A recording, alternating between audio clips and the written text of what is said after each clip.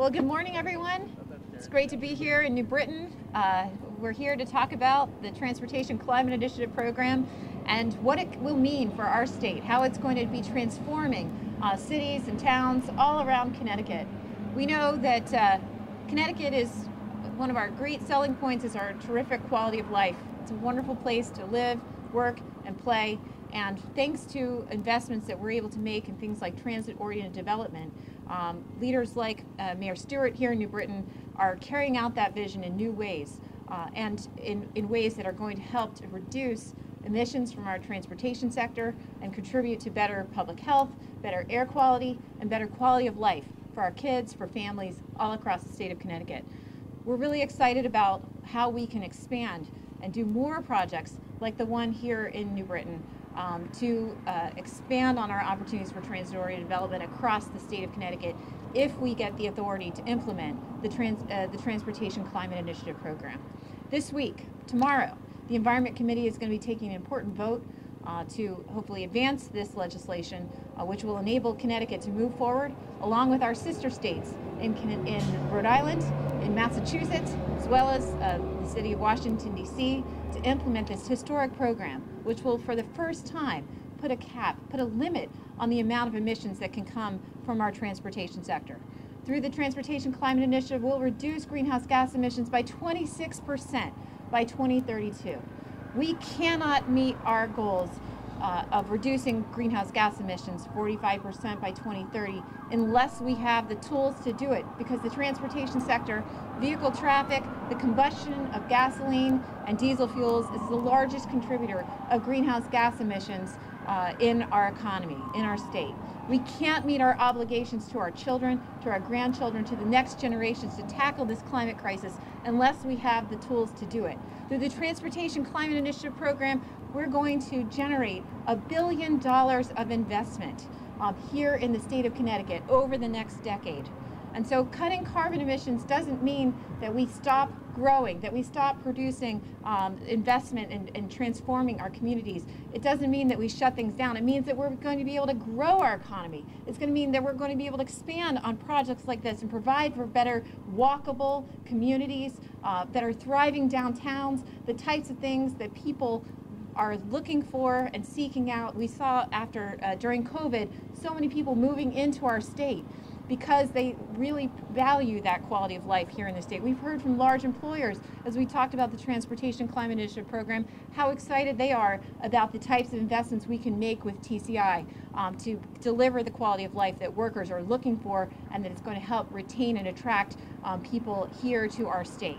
With the Transportation Climate Initiative, with $1 billion of investment, we're going to be able to do so many things to advance clean transportation solutions. We'll be able to expand on the availability of electric vehicles for folks who want to opt for those cleaner transportation sources, shifting our school buses, shifting our transit buses, shifting our passenger vehicles over to electric, building out electric vehicle charging infrastructure so we can end range anxiety across our state. We're going to be able to improve our transportation system, help reduce idling with smarter transportation traffic signals, and investments in roundabouts and other types of improvements that reduce emissions across our state and provide for more convenience and more safety for pedestrians.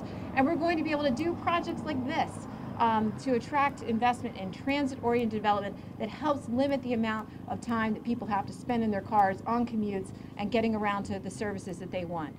And these types of projects, what we're doing with the Transportation Climate Initiative Program, is going to position Connecticut to be at the front of the line for federal dollars that are going to become available from the Biden administration. We've heard from the Department of Transportation, from Secretary Buttigieg, that we have a federal partner that wants to reduce emissions in our transportation sector. And by having these dollars available through TCI, we will be able to leverage those and attract those federal investments to expand transit-oriented development all across the state. That's the vision.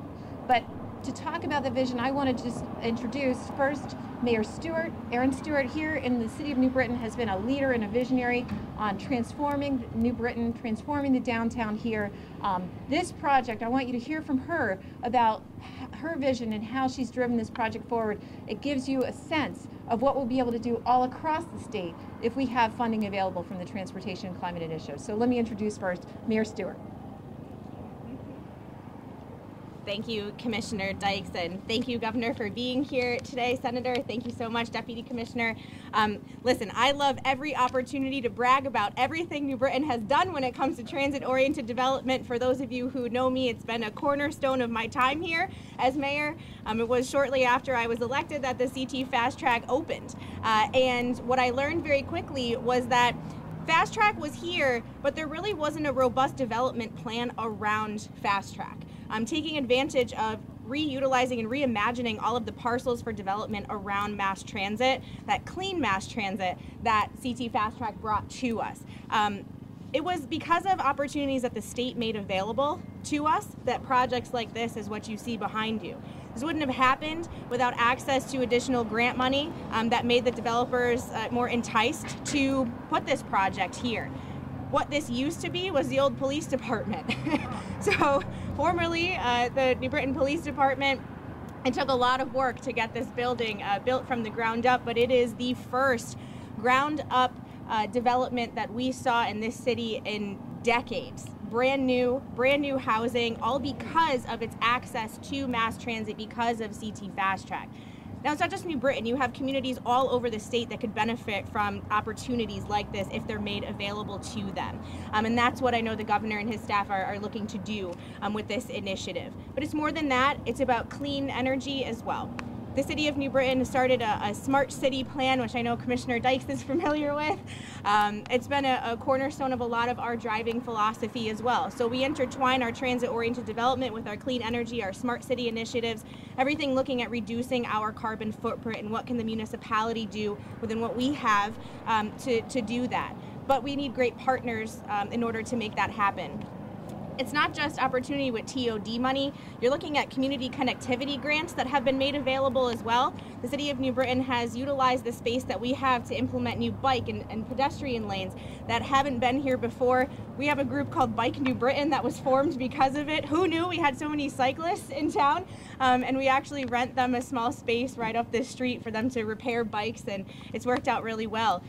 But we are continuing to apply for those community connectivity grants that were made available. The Beeline Trail is one of the most recent ones. This was money that was made available through Capital Region Council of Governments, but it's going to be connecting the multi-use trail from Fast Track all the way through New Britain, through Plainville, and eventually connect to the Farmington Heritage Trail for people to get so much use, whether they're walking, biking, running. I prefer the walking, probably not running very much. But the point is that a lot of these projects wouldn't be able to happen if it wasn't for some type of additional assistance that drives us. So your local leaders are the ones that have the vision. I mean, we know how to use the money best to benefit our community, but we need the money to be available to us. And let's face it, when you have a lot of our communities, especially our urban areas, that are struggling for dollars wherever they can get it, it's that extra push that we need to be able to make these projects happen. So it's a pleasure for me to be here today, and thank you. Thank you so much, Mayor Stewart, for your leadership on this project and for everything that you're doing. As you heard from the mayor, our communities can be and are engines of change and engines of improvement in addressing our climate crisis and providing for better air quality, better quality of life, if we invest in them. Our citizens want these types of amenities. They want this type of livable, walkable community, and it's a choice. It's a choice for us to continue to invest at the scale that is out there to enable this all across Connecticut. The Department of Transportation has been a great partner with DEEP in advancing the Transportation Climate Initiative and a great partner with municipalities all across the state in advancing transit-oriented development. And here to talk more about this project and how we can do more of these types of projects with TCI is Deputy Commissioner of DOT, Garrett Ugalito. So thank you, Commissioner Dykes and Mayor Stewart. Sarah Haskell, good to see you, and Governor, of course, thank you. So my name is Garrett Ugalito. I'm the Deputy Commissioner at the DOT. I first want to just start out by congratulating New Britain on what they've done to transform this city. When I first came back to Connecticut several years ago, and saw the opportunity and the investments that they were making to capitalize off of Fast Track, which the state spent so much time and funding to build out. It's really transformed the city, and it's all because of the vision of city leadership at the helm, Mayor Stewart. So congratulations. The DOT's been a proud partner over the past 5+ years with strategic investments here, from Fast Track, safe sidewalks, bike lanes, crosswalks to make it easier to get to Fast Track, but also the Beehive Bridge, which really reconnects the city over Route 72 and makes it feel like it's one city. You don't have that artificial barrier anymore. It's a gateway to the city. It's probably one of the most beautiful bridges in our state. Don't tell the DOT employees I said that, but but now we're asking, like, how can we help New Britain and cities like that and towns like that to ensure we can continue to support them for the next 5, 10, 15 years. And without the new funding streams proposed by Governor Lamont to stabilize the STF, without the Transportation and Climate Initiative, simply put, we can't help them. And without these funding streams, without TCI, we can't expand transit service to unserved areas. We can't increase frequency and reliability.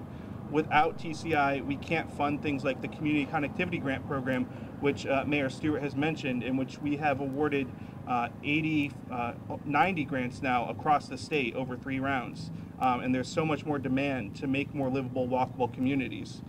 Without these funding streams to support the STF, we can't be a true partner to New Britain and other cities and towns to understand the nexus between transportation and economic growth. And lastly, without these funding streams, without TCI, we will not be able to capitalize off of the federal infrastructure plan that the Biden-Harris administration is pushing. A cornerstone of that is combating climate change, increasing, combating racial inequalities, and ensuring that we reconnect cities and undo the damage of past infrastructure investments.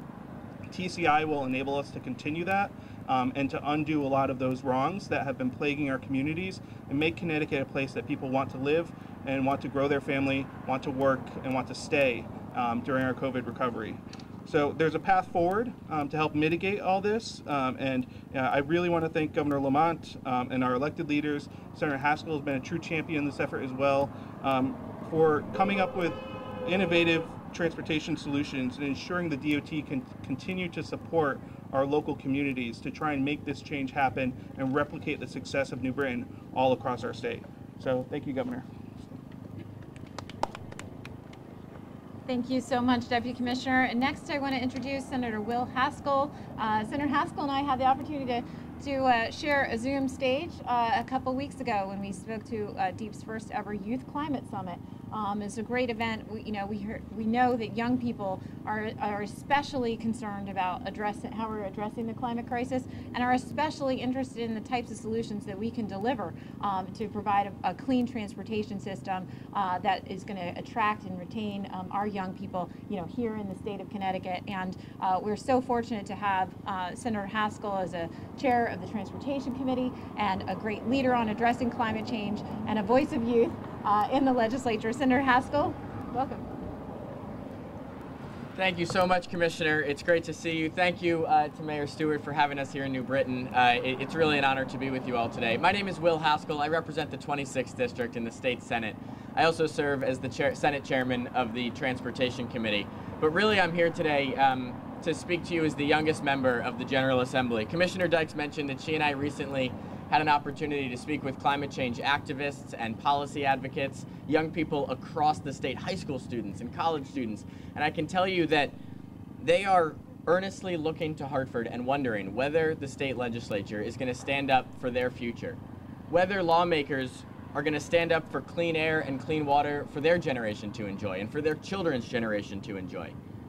TCI, the Transportation Climate Initiative, it's a pretty simple idea. It says that if you are going to pump pollutants into the air, well, then you also have to pay for the asthma that those pollutants create. It says that if you're going to pump pollutants into the air, well, then you also have to pay to pave the way for green infrastructure. You've got to pay for electric vehicle charging stations. You've got to pay to bring our transportation infrastructure, our public transportation infrastructure, into the 21st century.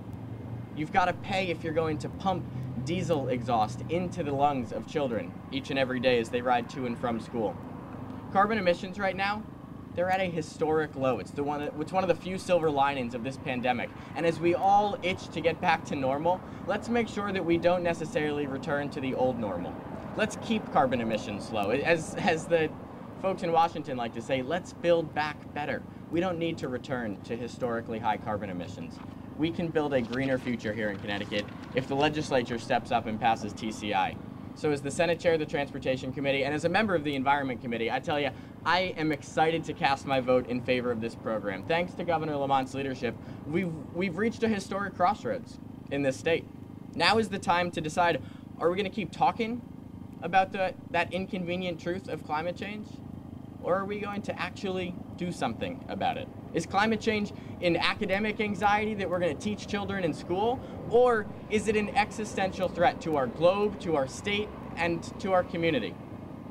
Let me just close by saying this. The bill is going to receive a vote tomorrow in the Environment Committee thanks to the leadership of people like Senator Cohen, Representative Gresco, Representative Roland Lamar, and so many more. I know that most of my colleagues in the legislature, Democrats and Republicans, they believe that climate change is real. But now they are faced with the question, do they also believe that it's our responsibility to do something about it? If so, well then they're going to have to vote yes on the Transportation Climate Initiative. Thank you so much for being here, and thank you, Governor Lamont, for bringing us together. Well, last but not least, I'm really excited to introduce Governor Lamont. You know, through his leadership, he understands and has been a great leader on addressing the climate crisis and helping to advance environmental protection for the benefit of our kids and our families, cleaner air. But, you know, he's a great collaborator, and he is someone who is helping to position Connecticut's leadership in a way that is bringing other states to the table and is going to bring the federal government to the table to help us achieve the goals and our vision for transit-oriented development and a cleaner future for Connecticut. If we move forward with TCI this year, he has commitments from Massachusetts, from Rhode Island, and from DC that they will go forward as well. So we will quadruple our impact through our leadership on addressing transportation climate emissions by bringing those other states and getting them to make commitments at the same time. That's how regional partnerships work, and that's how Governor Lamont has really been a great leader in working together with our sister states to leverage and magnify the impact that we can have here in Connecticut. And at the same time, through his partnerships in DC, we know that we're going to be able to attract a lot of federal funding by advancing the TCI program. So without further ado, thrilled to introduce Governor Ned Lamont. Hey, thank you, Katie. And yeah, Will, you're absolutely right. When they allowed people in the Capitol building and there'd be a crowd standing outside the governor's office, the younger they were, the more likely they were to be talking about climate change and global warming. Maybe they have a little longer term perspective than some of us do. And they just remind me every day we're doing this for the kids. And Aaron, we spent a lot of time talking about transportation-oriented development. I wanted to be here just to remind people what it is. I mean, this is what it is. Here is Fast Track right next door. And Aaron tells me it gets a lot of use during the week and on weekends, really interconnecting New Britain and Hartford and everybody along the way. And this is the type of development you see along the way. And this is housing. This is affordable housing, housing for young people. By the way, young people tell me cars are so yesterday. And this is one of the reasons why, because you can get right into Hartford back and forth. And in order for us to continue doing transit-oriented development, we got to be able to continue to pay for more transit and more affordable housing. And that's what this event is all about today. People talk a lot about infrastructure. Garrett was saying, down in Washington, Mayor Pete, they're going to be unrolling the big infrastructure plan very soon, probably 80-20, 90-10. But the state of Connecticut's got to put up its share. We got to put up our share out of a recurring revenue stream. And that could be a transportation climate initiative, because that frees up money. Don't listen to what, Yankee said. Right now we spend $400 million subsidizing public transportation. We'll be able to use some of the TCI money to help out with bus service and the such, and that frees up other monies to help with our transportation fund. Makes an enormous difference. That combined with the highway user fee on those big tractor trailer trucks that are tearing up our roads is how we're able to pay for more transportation-oriented development, just like you're seeing here today. And Aaron, I'd like to test run an idea with you, which I think makes an awful lot of sense. We've got some federal funds that are coming in that help us with transportation now, and going forward we'll have TCI. I'd like to see less people in cars. I'd like to see more people, taking fast track, more people taking the bus. So I'm going to propose to the legislature that we provide a free bus service on weekends this summer. Free bus service, everything from fast track to public buses, wherever they may be. I think would make an enormous difference. Hartford, come on out to New Britain. You wouldn't believe it. A lot is happening here on a Saturday or Sunday, or you can go into Hartford and enjoy as well. And we'll see if that works. We'll see whether people enjoy it. They see whether it makes a difference. And if it does, it's something we'll be able to continue going forward with things like the Transportation Climate Initiative. But these are the type of investments that make an enormous difference for a town, for a city like New Britain. Brings young people back here, brings our towns to life. What you were talking about in terms of walkability, what it means in terms of paths and bikes going forward. And Katie always reminds me about the kids again. And make sure we do this for them, and make sure we have a climate, we have a city, we have a state, we have a country, we have a world where they're going to want to be in 50 years. And we have to start taking care of that right now in a serious way. And that's why we're here today. Thank you.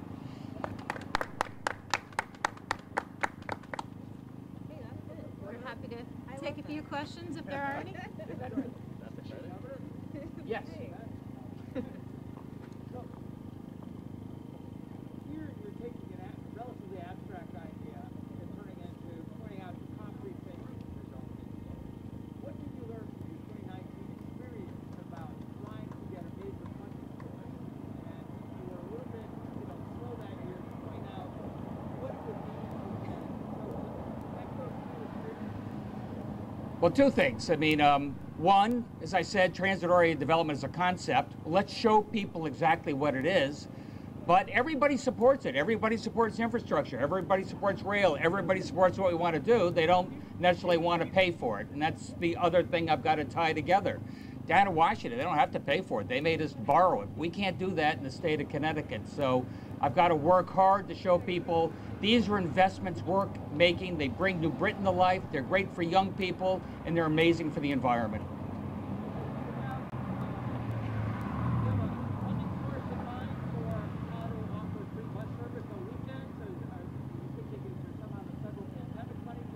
Yeah, the question is, how are you going to pay for free bus service starting Memorial Day through Labor Day, maybe beyond that? We're going to do it right now out of the pandemic money, out of the rescue money. That we have enough money to do that at least for this summer, and maybe a little bit longer depending on how popular it is. And then with TCI, that's something we can extend for the foreseeable future if people want to pay for it. How much money is that? I think it's an incremental about $3.5 million. Isn't that what you told me? For this summer. Governor, I'd like to get your thoughts on criticisms that particularly the tractor-trailer tax would just end up being added to our goods here in the state and go to the grocery store. I'll hand this over to, in a second. But first of all, remember, these are tractor-trailer trucks that come up from Virginia where they pay a tax. They go through Pennsylvania where they have a toll. Then they go through New York where they pay a toll, and they have the highway user fee. And then they come into Connecticut where it's virtually scot-free compared to those other states. So first of all, that's a nonsense argument. We're just subsidizing everybody else's transportation system that way. And by the way, it's a microscopic piece of what we're trying to do to keep our roads and bridges in a state of good repair. You want to add to that? Yeah, happily.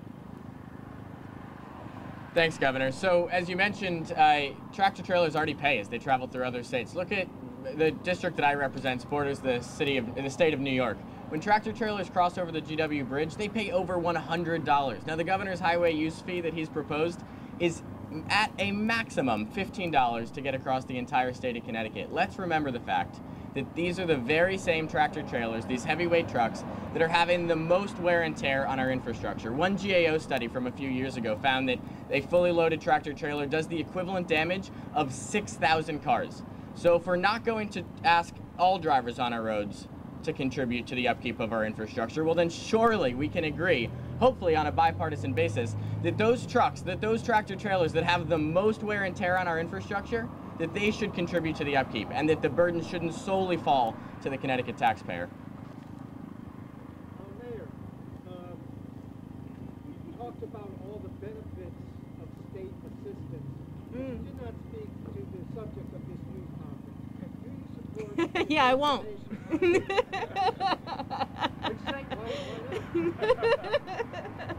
I'm here to talk about the benefits that transit-oriented development has had in the community, and that's what I spoke about today. But I'm not a member of the legislature. That's up to these guys to get it passed. Well, what do you think Republicans, what are you hearing from your fellow Republicans about this? Surely you're hearing something. No, nothing. Not a word from any Republican about this initiative. I'm the mayor. I'm not in the legislature. I'm not asking about legislation, I was asking about Republicans outside. And I said I haven't heard anything. I can't hear you. I couldn't hear you. I said I haven't heard anything. Thank you. Is that loud enough? I can hear you. That's why we have the microphone. Governor, I had a question about the COVID metrics. Yes. Today, Connecticut is fourth in the nation in terms of cases per 100,000 residents. I mean, are you still kind of unconcerned about that? And would you ever consider holding off on some of the restrictions? Look, that's coming? I think unconcerned is the wrong word. We watch this like a hawk, and I pay special attention to it. It's just worth remembering that we've done 20% more testing in the last 2 weeks, and that's reflected in the number of infections per 100,000. Those states in the South have almost stopped testing. So first of all, there's a certain imbalance in terms of how much testing you're doing and how much, how much COVID per 100,000. But I was particularly struck by some numbers I was looking at today that you're right, our region is ticking up, and it's also ticking up in terms of fatalities. And there we got to watch very carefully. But it's worth noting that New York, New Jersey, Massachusetts, all of our neighbors are in the top 10 in terms of fatalities in this country right now for this period of time. Connecticut is number 33 or 34. We are much lower. We are much lower because I think we are smart. We prioritized based upon age. We got vast majority of those people over the age of 50 vaccinated. So if you want to know what really concerns me, it's fatalities. And there I think the state's done a pretty good job in keeping that, way below the average. What about the reopening schedule? I mean, in the next week or two, there'll be further restrictions lifted. Is that going to go ahead as planned? Well, I don't know what's going to happen in the next week or two. I don't think, maybe a little bit in terms of outside sports and the such. I think right now we know where we want to be. That is continuing to wear the mask, especially if you're in close company, the social distancing, the things that President Biden and the CDC are so particularly important. And we're doing that in association with all of our neighboring governors and making sure that we maintain that. Look, we're so close to getting through this thing. This is the time to make sure we don't take our eye off the ball. Also off topic, Governor, referencing comments that the Vice President made last week, does Connecticut have any intentions to work with the White House concerning the situation that's happening at the border? The question is the situation on the border and how can we help? Look, we're going to have some conversations and see what this region and all the governors can do to provide a humane living space for some of those younger kids who are coming up here and unescorted. And Aaron, I don't know about New Britain, but I have heard from other mayors. There are a number of folks coming up from the border right now, just moving into some of our cities. So it's something we got to pay attention to. We can't put our head in the sand. Well, last time this happened, there was talk about using Southbury Training School, opening of state facilities. Yeah, we're nowhere close to any of that. We're talking to all the governors, seeing what, if anything, the region wants to do, what, if anything, the country wants to do on this, and see where the feds are. They haven't made up their mind whether they maybe create some, housing closer to the border, on one side of the border or the other. Maybe that's the easiest place for those kids to be.